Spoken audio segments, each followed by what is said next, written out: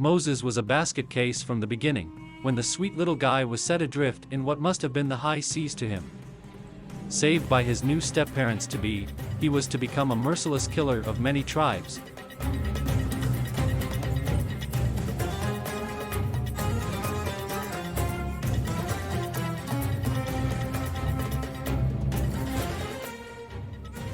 But his main claim to fame, as it turns out, was getting lost in the desert for 40 years with 650,000 people.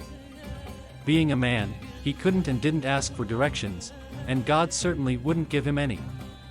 At times, some manna from heaven fell and bonked everyone on their heads, but these were still very tough times. I've walked on sand, and it is really tiring and wearing. Moses, giving rise to the term moseying, led the parade around in circles, often arriving at the rear of the long train, then lapping the whole thing, getting nowhere very fast. The manna ran out, but they ate the sandwich was there. However, they still had to go 40 years without water that is not there in a desert. They were so thirsty they became somewhat refreshed by drinking mirages.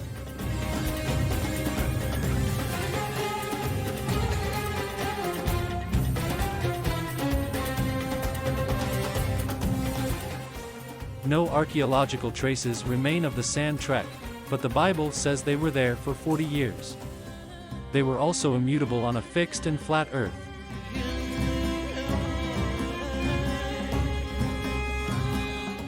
Arriving in Canaan, they discovered that all was for naught, for their kind was already there. Moses then retired for the next 1,000 years, doing nothing much.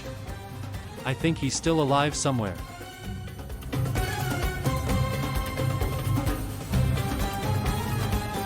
Eden's line and longevity was very strong, and such as even Methuselah, who lived for but a mere 969 years. He died on the 11th of Cheshvan of the year 1656, Anno Mundi, after creation, 7 days before the beginning of the Great Flood. According to Rashi in Gen 7:4, the Holy One delayed the flood especially because of the 7 days of mourning for the righteous Methuselah, in his honor.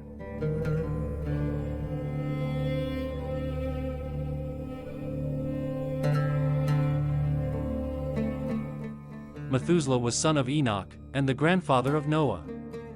Methuselah had crossed a path without looking both ways, and had been run over by a horse cart. The recent find of Osti 2:5 scroll tells us that Adam was yet alive on that day, he, too, boarding the Ark of Noah, being 1,655 years old at that time. In fact, I ran into Adam just the other day, looking innumerable years old, at age 4,095, but aging quite gracefully. Eve was at his side, yet gleaming with the ripeness obtained from Eden's apple.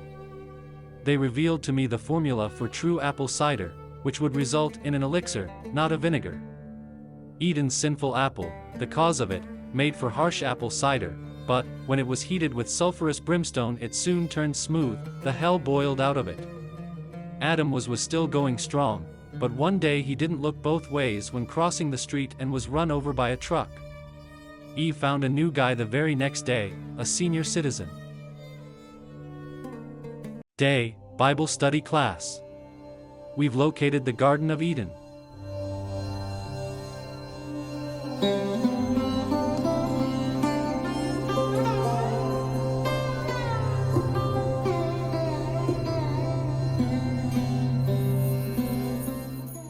It is now underwater, unfortunately, at the head of the Persian Gulf, near Bahrain. It was into this gulf that the Tigris and Euphrates rivers spilled their waters in antiquity. Nearby, the Karun River, which bears a similar name to the Bible's Gihon River, flows southeast through Iran towards the Gulf. We discovered all this by using Google Earth. We have also located the Ark of the Covenant. It is in a secret chamber deep within the Temple Mount, underneath the present-day Dome of the Rock. It was hidden there by Jeremiah immediately before the Neo-Babylonian destruction of the temple in 586 BC. We are leaving it there since there may have been 5 more commandments than previously thought, and so we may have broken some of them. Tonight's homework is to have a wild evening sitting around reading the Dead Sea Scrolls while drinking wine. Be prepared to act them out. See you tomorrow. I did read the Bible, as I was Catholic, until 5th grade, and I am referring to some of my 4th grade notes. God, not really being everywhere, moves about from place to place, walks around in the Garden of Eden, comes down from heaven to see the Tower of Babel, the city of Sodom, and so on. So, God is neither everywhere nor knows everything, since he must come over to investigate things. As in, God asks Adam where he had hidden himself and asks Cain where his brother is. Nor is God invisible, as he can be seen above, and has eyes, ears, hand, fingers, and such. However, some who see him are ended by, "No one can see me and live." Moses was okay since he only saw the back of God. Abraham, Jacob, Isaiah, Jeremiah, and others also saw God. And, actually, nowhere in the Bible does it say that God knows everything. I learned these facts at St. Bernardine Catholic Grammar School, Forest Park, Illinois, which is next to the atomic fireball factory that burned down once, but that's another story. After my conversion to normalcy in 5th grade, but before falling in love with my nun in 6th grade, another story, I looked even deeper into the beauty and the strangeness of the Bible, since I was bored in school, and noted that many Bible stories were recorded in writing for the first time. They were oral before, long after the historical events described, thus creating a further history altered by hindsight, shaped by the intervening events. For example, the destruction of Solomon's temple is foretold in the books of prophecy written long after the event, foretelling what had already happened. Same for the New Testament, but only a generation or so afterward. I also found some notes from Molly Maguire, but that is another story. By the way, we raided the dumpsters of the fireball factory and filled empty desks with fireballs. Unfortunately, my 6th grade nun ran off with our priest. I didn't even know that little old me might have had a chance with her. I was afraid to ask to walk her home and all that.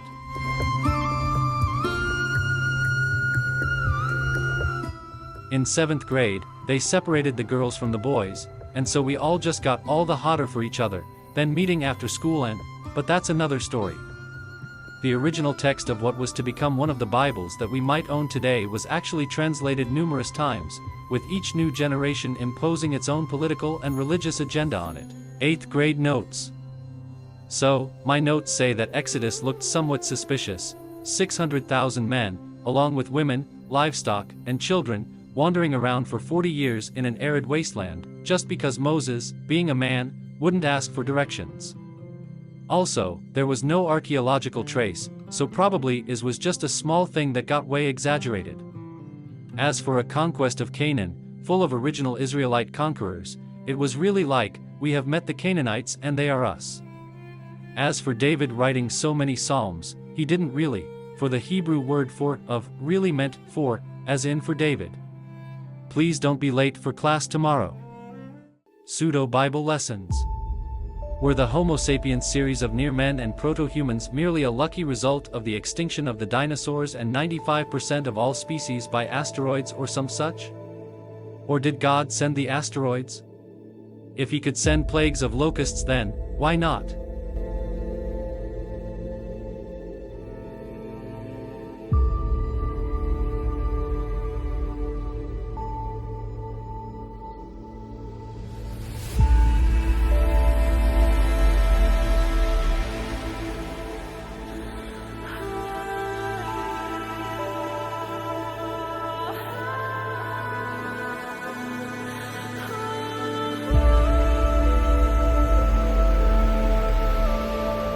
For those who feel that evil spirits still tempt us into sin, we could say that the devil's method is to unbalance one's brain chemicals.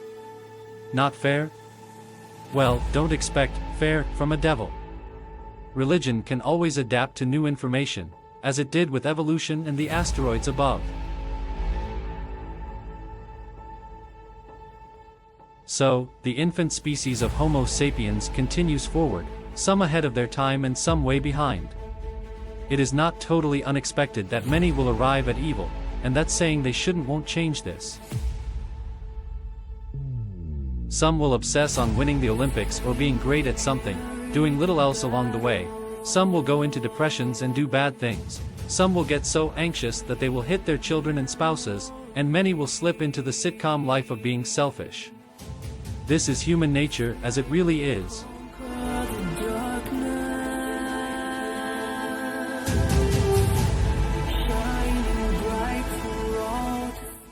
Making Adam, sending Moses, restarting with Noah, and sending Jesus all did nothing to cure humanity because all was a myth. Science, of course, continues inventing helpful things. Schools continue new programs like Good for the Sake of Good, GSG, by say, putting drunk drivers wrecked cars on the school lawn by the entrance, asking for compassion, and so forth, as in Rachel's Challenge. I suggest even more focus for the young and impressionable. There could be a class in which students daily log how their thinking out of consequences helped lessen their problems, or, when they merely reacted without thinking, how problems arose and bloomed out of control. Such thinking ahead might then become as routine as doing math calculations. Why not focus a lot on the actual living of life? We have, perhaps, zillions of years to improve, which, at the current rate, may be necessary, for human nature is what it has become. All could very well go the other direction as well. Overall to date, is the human race progressing? If not, why does the same evil stuff keep befalling it? Is the gene pool degrading? Why are the prisons full? Will drug users, abusers, gamblers, sports nuts, gang members, workaholics, and all such, the list is too long, reproduce so much more of the same until goodness becomes a rarity? Still, what an adventure it is to be alive at this time on this pale blue dot in the middle of nowhere between the eternities of forever, was and will be. Evolution via natural selection endowed human mammals with the notion of looking for intent in nature, and that helped us out a lot with our real environment. That it became somewhat innate is the problem, as in what people still make up about the intent. It's still that once one uses a specific word, one has to declare the word in all its specifics. I know we all have a vague idea of what God means, but ask 10 people 10 questions about God, and one will find that there are 10 ideas about God out there, not one. If one uses a word, one must fully explain that word, and in light of the theory of everything, one must also do that on scientifically satisfying grounds. Many have said semantically impossible things in which the words sound good, but make no sense, like, say, God is the universe, but, like a rose, it's still the universe by any other name. Many even said what God is not, such as being undefinable, but that only supported the claim that to say that this notion of God says nothing, for it indeed defines nothing. In retrospect, we can see that any higher composite mind had to have been upwards of our evolution, comparatively speaking, not something tiny, simple, and non-compositely fundamental way back when. Everyone thinks that God knows everything, can do anything, and is everywhere. But really, actually, for sure and with no doubt, poor old God was just an advanced alien bumbling along through some carbon-based experiments as a student of biology. He's not really God, but we'll still call him that since he created us in a lab experiment. First, he threw out some debris that became our universe, since he really couldn't make any original stuff, and being limited to that, had to wait for 13.75 billion years for Homo sapiens to appear, then tampered with our DNA to put the final perfect touches upon our human nature, making Adam and Eve in a garden.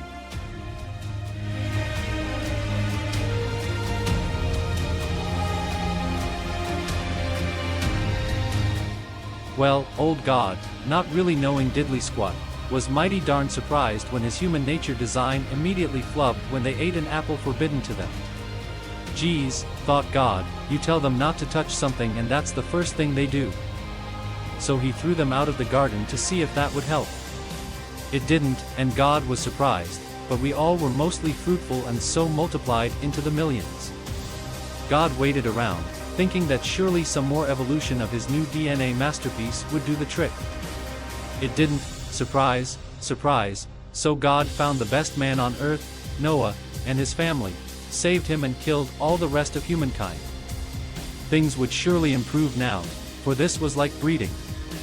Nothing improved whatsoever, even more folly and wars going on. So much more surprised, God sent Moses down with the 10 Commandments.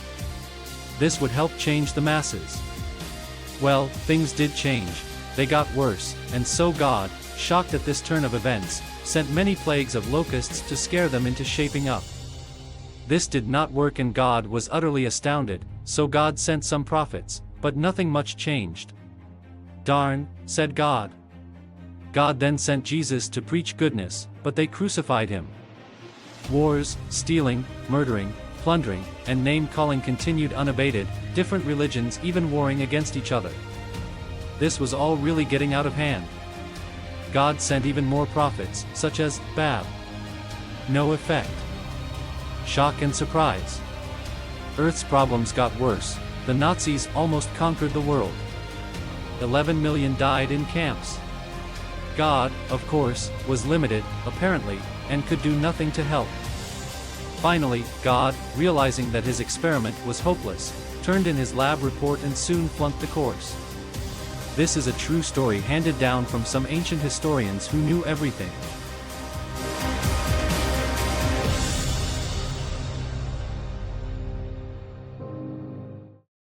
What is man, and woman, but sapiens supreme? Oh man! What a piece of work, the mind, what noble deeds done and undone in kind, what Rube Goldberg inventions heaped upon, in the layers of brains the mind is made upon. What is this sapiens mammal animal but of some slime and of brutish law? Let us neglect this state of affaring on the grounds that it is unappealing.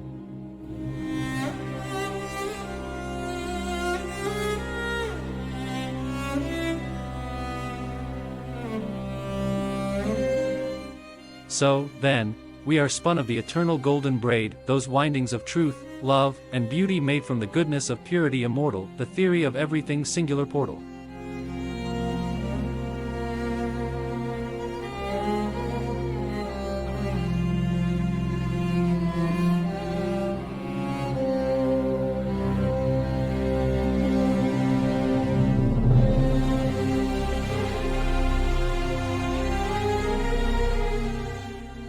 What is man but the special chosen species for which all the plants grow and the waters reach, for which the earth turns round, and orbits a nuclear furnace, spreading love's energy, enabling us to thrive above any and all creation.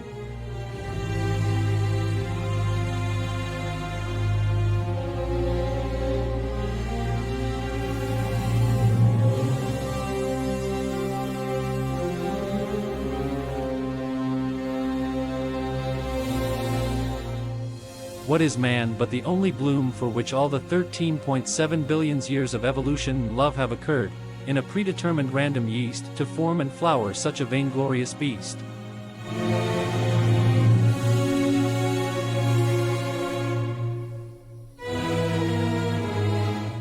It's ever on forever's edge that we meet our destiny, that in our temporary parentheses of eternity we should flourish for just a moment, bidden as the blossoms of perfection's flower garden.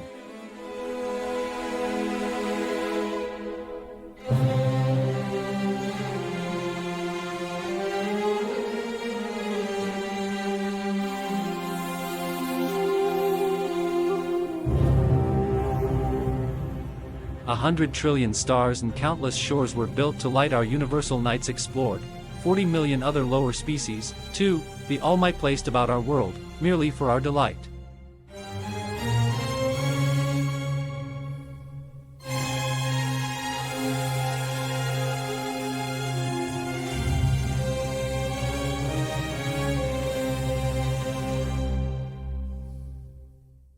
Our name is writ large on the heavens marquee, in the supernovae stardust showered from nothing not you came, but of a not our own universe was planned and finally wrought.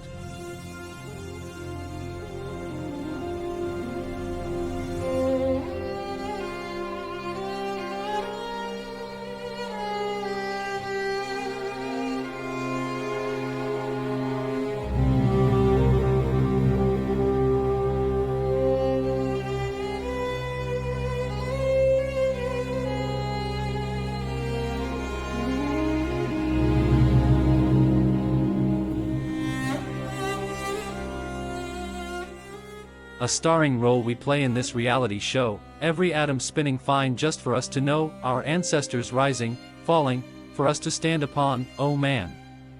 They lived and died for our lone promise.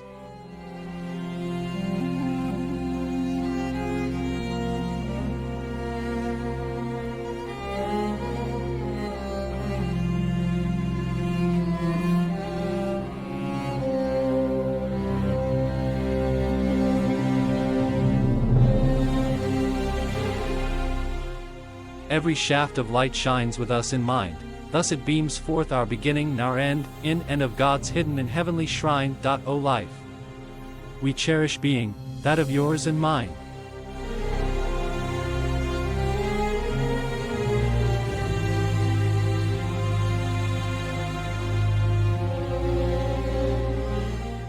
We do so much deserve reward beyond this role, and so it is that one's immortal spirit soul, that angelic vapor that drives a living being, shall go forth to glory on, behind the scene.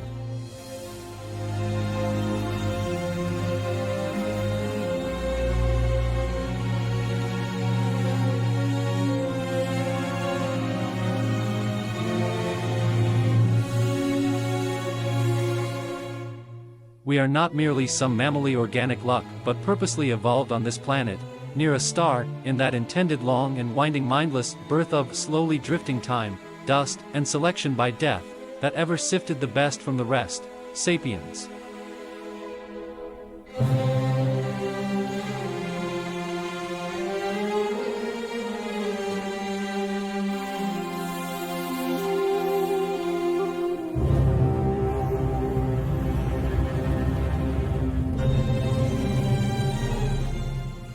Now why is the soul so true, and so far with it faith goes? It is only because one so much wishes it to be what knows.